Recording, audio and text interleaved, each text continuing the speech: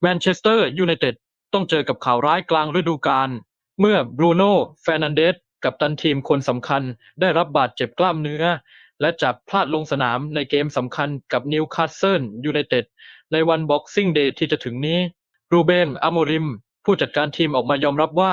การที่ต้องเสียแฟร์นันไปจากทีมในช่วงเวลานี้ถือเป็นความเสียหายครั้งใหญ่และแทบจะเป็นไปไม่ได้เลยที่จะหาคนมาแทนตำแหน่งของเขา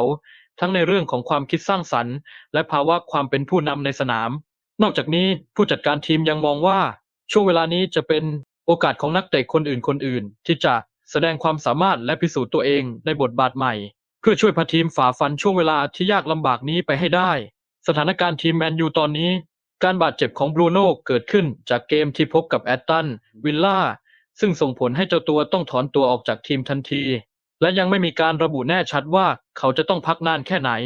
แต่ชัดเจนว่าจะพลาดเกมกับนิวคาสเซิลอย่างแน่นอนนอกจากบรูโน่